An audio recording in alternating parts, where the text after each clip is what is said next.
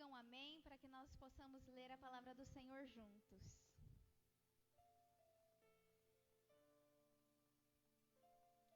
Esdras, capítulo 5. Esse mês de fevereiro nós estamos num propósito de ler a Bíblia em comunidade. E esse é o capítulo pertinente ao dia de hoje. Hoje é dia 5, então nós lemos Esdras capítulo 5. E vamos ler juntos nessa oportunidade. Esdras está no Antigo Testamento, é um livro histórico que conta a respeito do retorno do povo do exílio. O povo tinha passado 70 anos dentro de um cativeiro, numa nação estranha, uma nação sanguinolenta, e o Senhor os traz de volta. Então essa é uma palavra, uma mensagem de restauração do povo de Deus voltando para a sua casa. E assim diz a palavra do Senhor no capítulo 5. Nesta época, os profetas Ageu e Zacarias, pessoas que também escreveram porções bíblicas que estão no cânon bíblico, então eles estão sendo citados aqui em Esdras 5. Nessa época, o profeta Ageu e Zacarias, filhos de Ido, profetizaram aos judeus de Judá e Jerusalém. Falavam em nome do Deus de Israel, que estava sobre eles. Em resposta, Zorobabel, filho de Sealtiel, e Jesua, filho de Jeozadaque, começaram outra vez a reconstruir o templo de Deus em Jerusalém. E os profetas de Deus estavam com eles e o auxiliavam. Tatenai, governador da província a oeste do rio Eufrates, Setar-Bozenai e os seus companheiros foram a Jerusalém e perguntaram: quem lhes deu permissão para reconstruir este templo e restaurar essa estrutura? Também perguntaram os nomes de todos os homens que trabalhavam no templo. Mas os olhos de Deus estavam sobre os líderes judeus e eles não foram impedidos de prosseguir com a construção a Dario, e ele comunicasse sua decisão. Esta é uma cópia da carta que o governador Tatenai, Setar-Bozenai e os outros oficiais da província oeste do rio Eufrates enviaram ao rei Dario. Ao rei Dario, saudações. Informamos ao rei que fomos até o local da construção do templo do grande Deus na província de Judá. O templo está sendo reconstruído e com pedras especialmente preparadas. E as vigas já estão sendo colocadas nas paredes. A obra avança com muita energia e êxito. Perguntamos aos líderes: quem lhes deu permissão para reconstruir este templo e restaurar essa estrutura?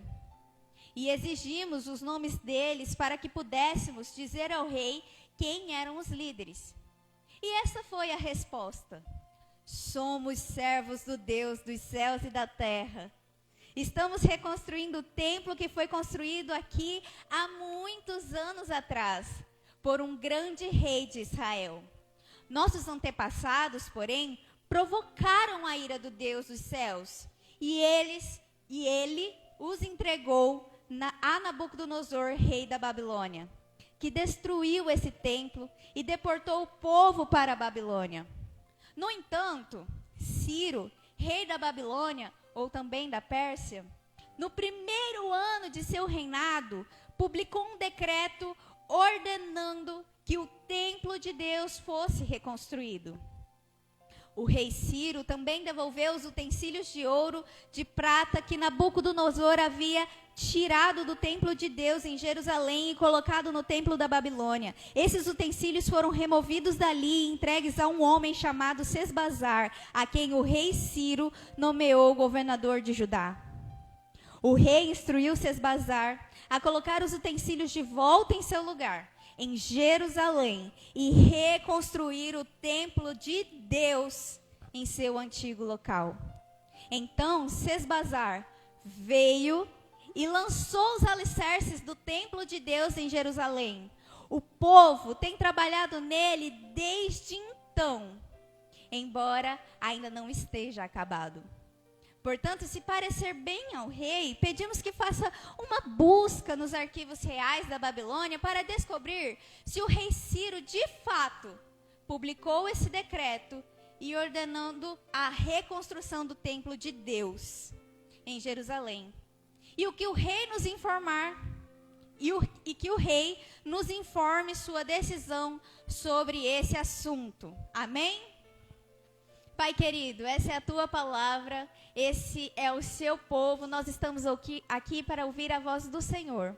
Que o Senhor se revele a cada um de nós, Senhor Deus, conforme a tua boa vontade nessa noite. Em nome de Jesus, amém. Amados irmãos, esse é um texto muito interessante para aqueles que na escola geralmente tinham mais interesse nas matérias de história, geografia. Vai se interessar muito pelas histórias desse livro e de Neemias também, porque são narrativas bíblicas com bastante informações, detalhes sobre o que aconteceu, e é com muita vivacidade que Deus inspirou esses homens a escreverem a respeito desses relatos que aconteceram há tanto tempo e que para hoje nós tem tanto sentido. Pensando no início do nosso ano, em projetar os nossos próximos dias, projetando 2022, voltar hoje para a palavra de Deus e ver como Ele nos ensina muitas coisas, faz todo sentido para nós. Muitas pessoas têm personalidades diferentes. Alguns têm projetos e se decidem naquele projeto e vão até o fim para concluir aquele objetivo que colocou na sua mente. Outras pessoas já têm muita iniciativa, força de vontade, começa vários projetos ao mesmo tempo, multitarefal, mas não tem tanta energia para dar continuidade a esses projetos que começaram. Talvez aqui na igreja tenha dos dois públicos. E aqui o povo de Israel tinha um grande e difícil projeto em suas mãos, a da reconstrução do templo. E eles começaram a reconstruir.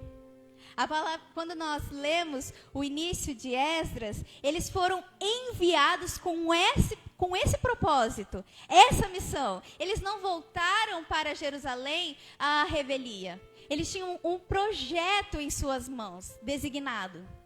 E era um projeto muito difícil. E eles começaram com toda a força, todo o ânimo, todo o engajamento, com muita energia, mas vieram obstáculos.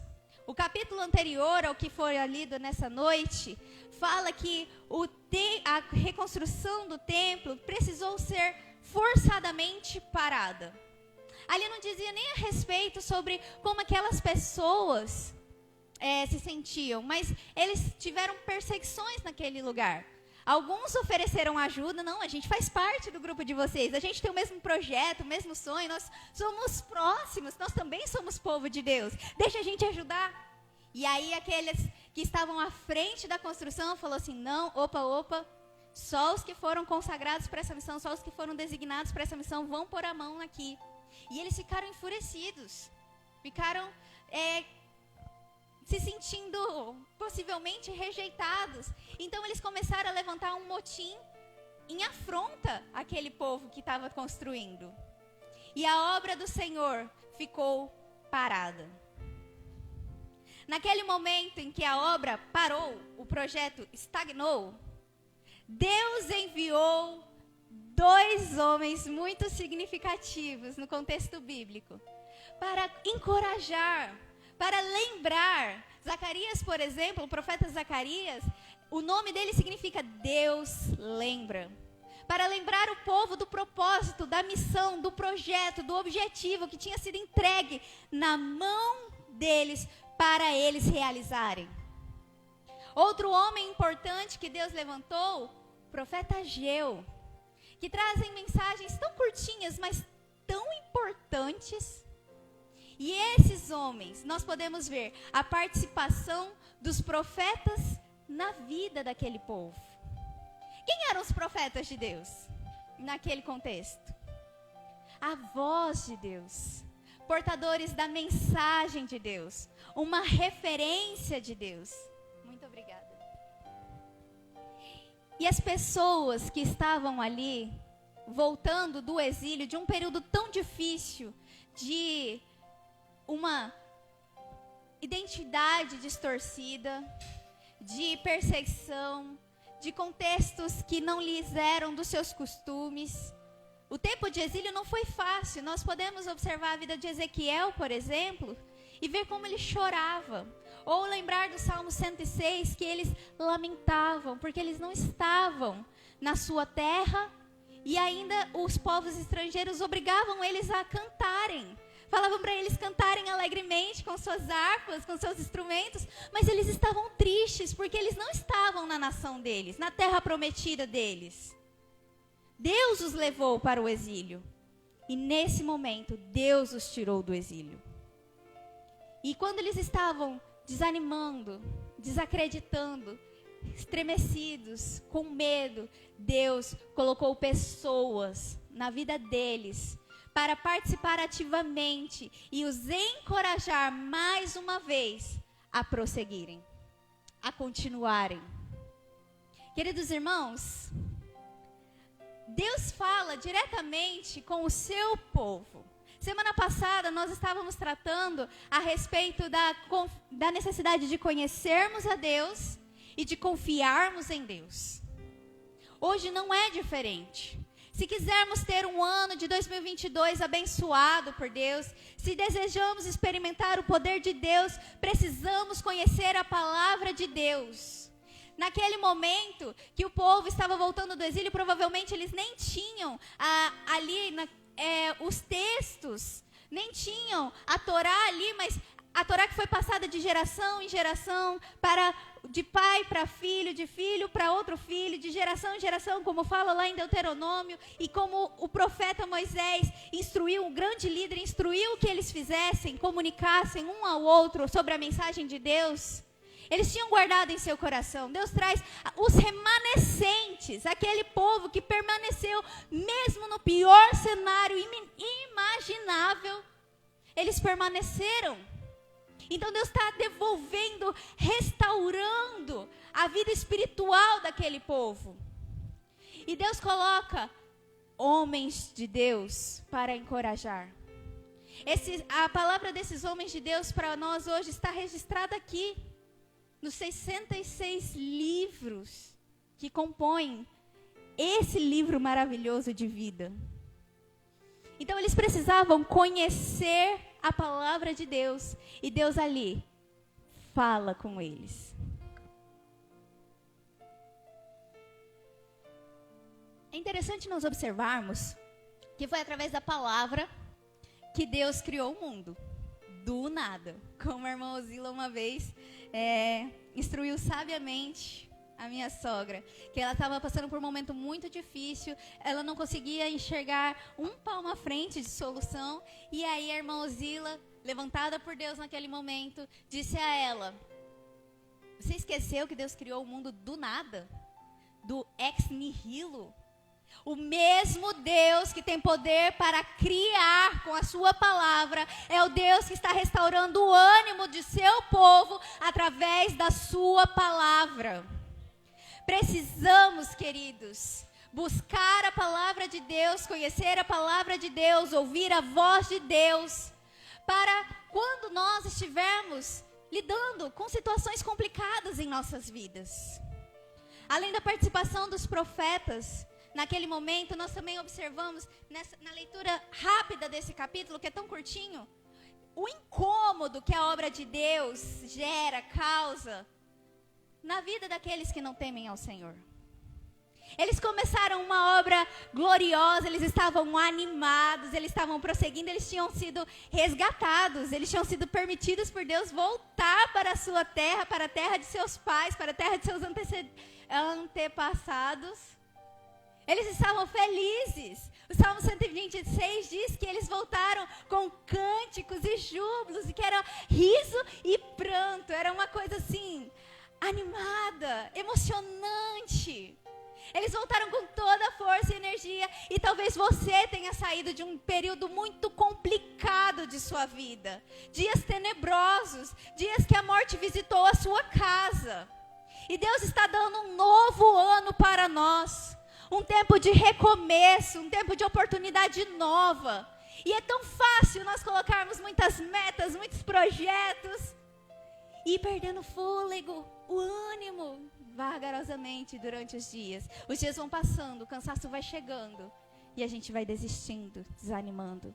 Mas quando Deus confia uma obra em nossas mãos, o mesmo Deus que escolhe pessoas, é o Deus que capacita as pessoas e dá as condições necessárias de perseverarmos, de prosseguirmos e de irmos adiante.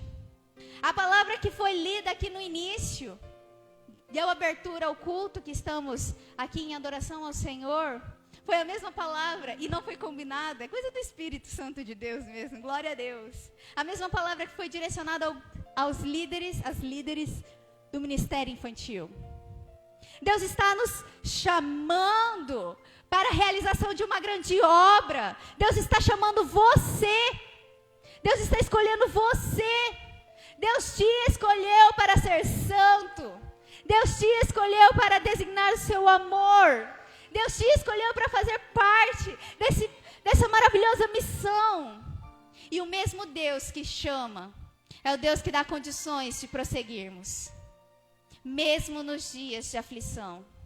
Mesmo nos dias em que tudo parece que é só nevoeiro. Mesmo nos dias em que o nosso coração está partido, nossas lágrimas descem o rosto. Mesmo nos dias de angústia. Deus levanta homens de Deus. Para homens e mulheres de Deus. Deus providencia a sua palavra para nos dar ânimo, para nos dar combustível, para nos dar condições de vencermos, de expulsarmos os dias maus. Com a sua palavra Ele nos dá ânimo. E mesmo que o propósito que Deus colocou na sua vida gere incômodo nos outros que não conseguem compreender a grandeza e a glória do ministério de Deus, da salvação de Deus, Ele está conosco. Mesmo que surjam obstáculos, mesmo que venham más alianças, más companhias para nos desanimar, Ele é o Deus que nos dá condições de continuarmos, de irmos até o fim, de prosseguirmos. Deus chamou você para uma grande obra. A obra da redenção. E Ele já enviou o que era mais necessário, mais importante. Ele já deu o maior recurso, que é Jesus Cristo. Jesus Cristo nos dá a condição de nós participarmos da família de Deus. E sendo filhos de Deus, podemos ser filhos abençoados para sermos servos de Deus também. E através desse amor que nos impele, que nos energiza, que nos dá condições de avançarmos e prosseguirmos, não só nos nossos sonhos, mas também nos sonhos que Deus está moldando e colocando nos nossos corações. Jesus Cristo já fez isso. Ele nos te deu um significado, Ele te deu um propósito, Ele te deu uma missão, que é a grande comissão.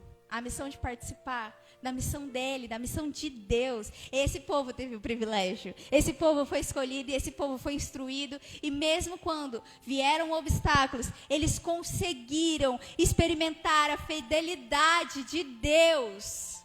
Como nós podemos ler em Deuteronômio 7:9. O Deus que enviou o povo para o exílio, não o enviou de maneira negligente. O Deus que enviou o povo para o exílio, enviou com um propósito: a de pegar a iniquidade, a injustiça, as coisas terríveis que estavam acontecendo naquele povo e peneirar, e limpar, e apurar. Deixar um povo que tivesse qualidade, um povo com um coração quebrantado. Mas antes de enviar o povo para o exílio, Deus deu um combinado com esse povo. Olha, eu vou dar os meus estatutos e as minhas ordenanças. Se vocês cumprirem, obedecerem, vocês terão muitas bênçãos na vida de vocês. Porque aquele que segue o caminho do Senhor não tem como andar com o Senhor e não desfrutar das bênçãos do Senhor. Mas Ele também disse: se vocês se desviarem, se vocês quiserem se afastar de mim, eu não permitirei. Eu os restaurarei, eu os chamarei de volta, eu os cativarei de novo a mim. E sabe por quê, irmãos? Porque o Senhor, seu Deus, é de fato Deus. Ele é o Deus fiel que cumpre por 1000 gerações sua aliança de amor com todos os que amam e obedecem os seus mandamentos. Muitos anos tinham se passado desde que essa palavra tinha sido lançada. E é verdade, porque até hoje nós podemos desfrutar do amor e da bondade de Deus sobre as nossas vidas. Porque Ele é fiel. Então mesmo que gere incômodo, burburinho, obstáculos, pessoas provocando. Porque assim, naquele momento em que o povo parou a obra, como nós podemos ler no final do capítulo 4 de Esdras. Quando a carta de Artaxerxes chegou, foi lida para Reum, Sinai e seus companheiros, eles foram depressa a Jerusalém e, fazendo uso da força, obrigaram os judeus a parar a construção.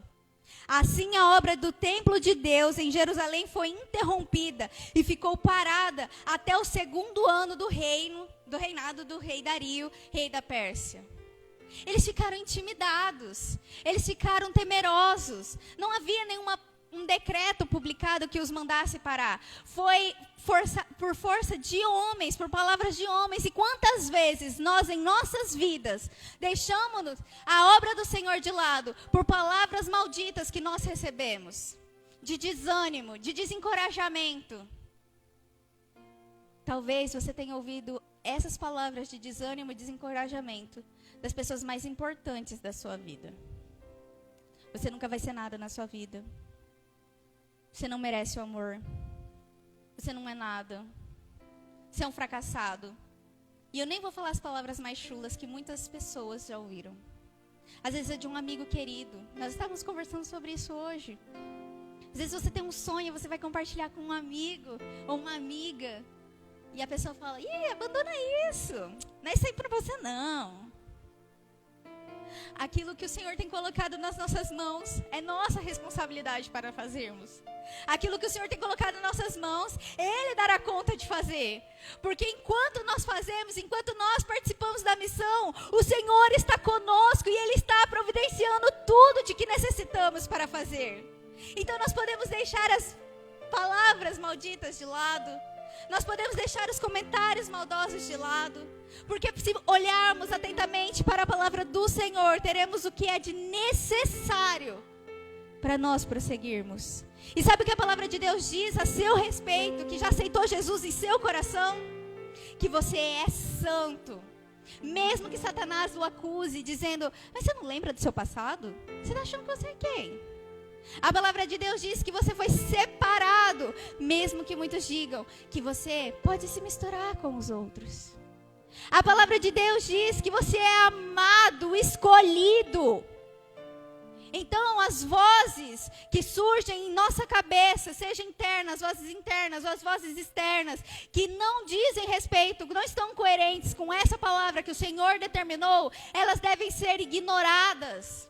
Se o povo de Deus tivesse mantido firme dentro do propósito que eles foram separados, que era a reconstrução do templo, e não tivessem dado ouvidos ao que os líderes ali, os governadores, os que estavam sendo incomodados, estavam inquietos com a obra do Senhor, se eles tivessem firmado, buscado a Deus naquele momento, eles não parariam.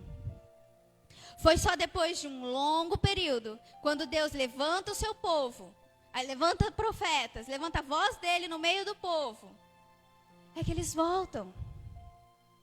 Hoje é dia de nós ouvirmos a voz de Deus e voltarmos a crer no Deus glorioso, poderoso, que nos separou e nos amou. Hoje é dia de você se encher do Espírito Santo, para que você seja firme e forte nos propósitos do Senhor. Hoje é dia que Satanás não tem mais poder sobre a sua vida. Sabe por quê? Porque a palavra do Senhor diz lá em Romanos 8, que o domínio do pecado foi rompido em Cristo Jesus sobre as nossas vidas. O pecado existe no mundo? Sim. O pecado afeta as nossas vidas? Infelizmente, sim. Às vezes nós sofremos injustiças. Às vezes nós sofremos perseguições. É verdade. Mas ele não pode mais nos dominar, porque o Espírito de Deus vive em nós. É Ele quem nos enche, é Ele quem nos capacita, não vem de nós, é do Senhor. E Ele está aqui para levantar os seus líderes, os governadores, os que estão na direção, os pais, as mães para governarem os seus lares, os maridos para governarem suas famílias, as mulheres para realizarem aquilo que o Senhor tem colocado, as líderes do ministério infantil para botar a obra avante, é vestir a armadura do Espírito, a armadura de Deus para prosseguirmos e mantermos firme dentro daquilo que Ele chamou para nós fazermos. Porque a vontade de Deus prevalece. Se nós continuarmos a ler a palavra de Deus, o capítulo seguinte tem algo maravilhoso. Porque depois desse encorajamento, mesmo com Tatenai, o governador, que era responsável, ele só estava fazendo o trabalho dele.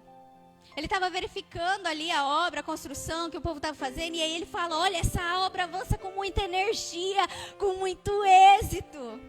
E aí eles perguntaram a respeito dos líderes. E a resposta do povo ali, dos que estavam trabalhando, o povo trabalhador. Quem é trabalhador aqui? Glória a Deus por isso, não é? Deus nos chamou para isso mesmo. Vamos trabalhar. A resposta deles foi suave, mansa, humilde. E a palavra de Deus diz que quando nós, com a palavra branda, nós desviamos o furor, foi isso que eles fizeram. Eles não ficaram na defensiva, não. Eles falaram, olha, nós somos os servos do Deus dos céus e da terra. E estamos reconstruindo o templo que foi construído aqui há muitos anos. Essa construção está nesse patamar, está nessas condições. Porque há muito tempo atrás, um rei glorioso chamado Salomão construiu algo incrível aqui. É por isso que as paredes, porque o detalhe... Está aqui, ó, as pedras foram preparadas e as vigas já estão colocadas nas paredes. Quando a construção avançava, o governador responsável por aquele período percebeu que aquele templo não estava parecendo um templo, uma casa de Deus. Estava parecendo mais um forte. E esse povo de Jerusalém, como nós podemos ler no capítulos anteriores, era um povo que se rebelava, um povo que tinha dura serviço. Então eles ficaram preocupados, aí ele foi lá checar.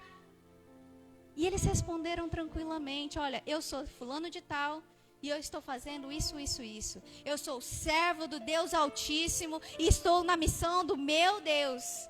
E a palavra de Deus diz, no versículo 5, os olhos de Deus estavam sobre os líderes judeus. E eles não foram impedidos de prosseguir com a construção. Os olhos do Senhor estão aqui sobre nós. Os olhos do Senhor estão vendo você no seu dia a dia, na sua construção, no seu trabalho. Quando nós trabalhamos para a glória de Deus, não tem como nós fugirmos da prosperidade. O que é que a palavra de Deus diz lá no Salmo 112? Diz que como é feliz aquele que teme ao Senhor e tem prazer em obedecer a seus mandamentos, igual nós lemos em Deuteronômio. Seus filhos serão bem-sucedidos em toda a terra. Uma geração inteira de justos será abençoada. Em sua casa haverá riqueza e prosperidade. E suas boas ações permanecerão para sempre. A luz brilha na escuridão para o justo. Ele é compassivo, ele é misericordioso, é íntegro, feliz. É aquele que empresta com generosidade e conduz os seus negócios honestamente. Às vezes você está fazendo tudo certinho, na presença de Deus, na dependência de Deus, e parece que as coisas não estão avançando. Mas o que a palavra de Deus diz para nós? Que aquele que confia plenamente no cuidado do Senhor não teme as más notícias. Depois de um período em que eles ficaram temerosos e pararam a construção, Deus levantou os homens de Deus. E eles foram encorajados. Quando eles foram encorajados pela palavra de Deus, eles tiveram a capacidade de gerir as más notícias que chegaram até eles. Ei, quem são vocês? O que vocês estão fazendo? Eles responderam mansamente. Por quê? Porque eles confiaram em Deus, na presença de Deus, na condução de Deus, na orientação de Deus. Isso é exemplo para nós hoje. Se nós confiarmos no Senhor, agirmos de maneira a representar Cristo, ou seja, como fazer isso? Sendo como Cristo, compassivo, misericordioso, íntegro, generoso, honesto. Não precisamos temer as más notícias. As pessoas vão se levantar, os problemas, os falatórios virão, e nós não precisamos nos justificar, porque quem nos justifica é o próprio Senhor. Ele age, Ele vê. Então nós podemos ser confiantes, destemidos, olhar com triunfo para os inimigos. Podemos compartilhar generosamente com aqueles que precisam mais do que a gente, aqueles que têm menos que a gente. Nós podemos oferecer atos de justiça que serão lembrados para sempre para a glória de Deus. Nós teremos influência e honra. E aí, sabe o que vai acontecer? Aqueles que ficaram incomodados com a obra do Senhor se frustrarão. Eles poderão até ficar furiosos, ranger os dentes de raiva, mas eles serão frustrados. Eles serão desaparecidos, porque essa é a palavra do Senhor e Ele é fiel. Então,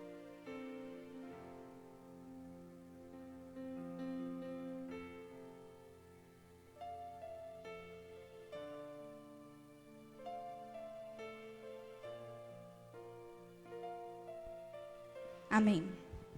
No capítulo 3, nós temos o início das obras. No capítulo 4, nós temos a oposição às obras. No capítulo 5, que nós lemos, nós temos a continuação da obra da construção do templo de Deus. E no capítulo 6, nós temos a conclusão da obra. Deus maravilhoso, nós te louvamos, porque o Senhor é aquele que nos ajuda a começar bem e a terminar bem. Não são nossos começos que importam. A forma como nós terminamos a jornada, combatemos o bom combate, importa.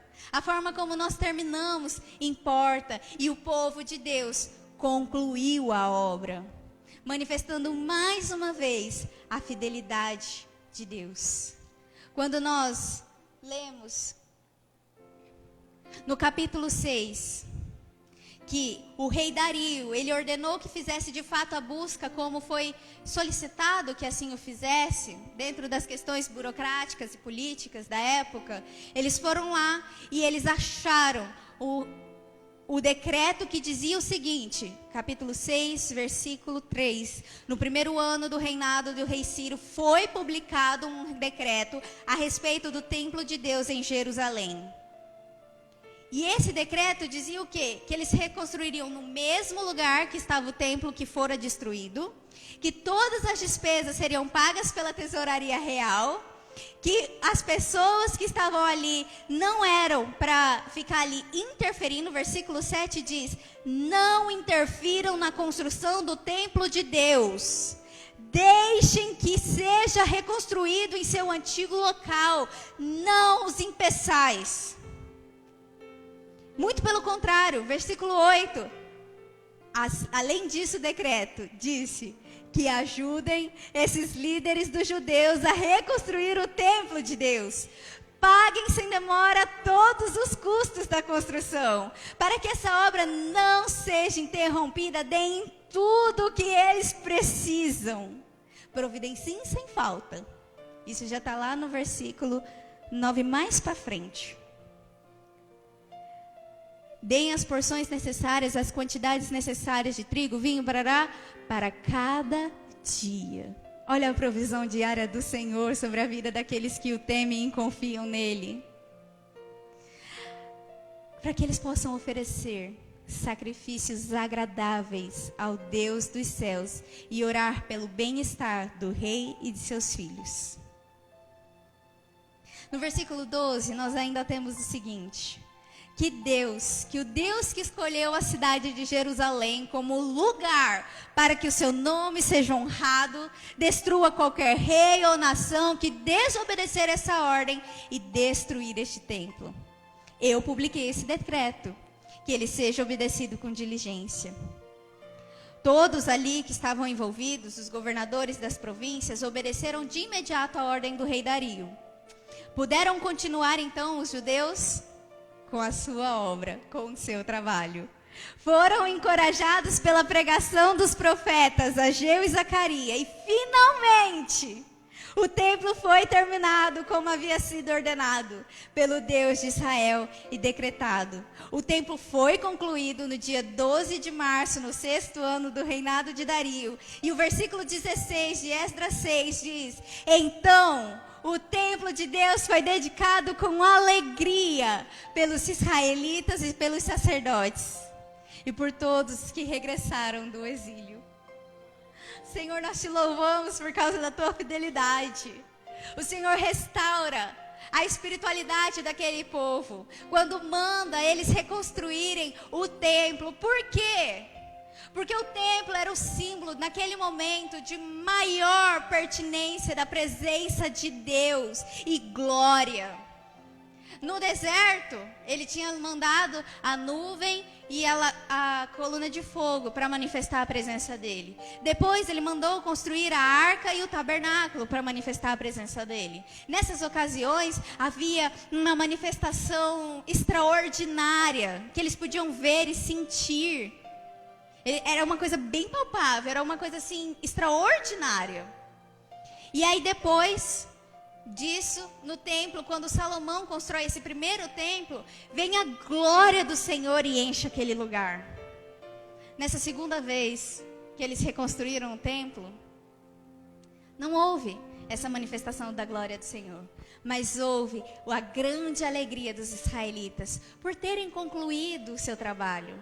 Quando nós obedecemos a Deus, confiamos em Deus e permanecemos em Deus, nos propósitos e desígnios que Ele colocou na nossa mão, por mais difíceis e improváveis que eles pareçam de ser, nós temos a satisfação de, durante o processo, conhecer a Deus, aprender de Deus, e no final, a alegria e satisfação de ter concluído, de ter realizado para a glória de Deus.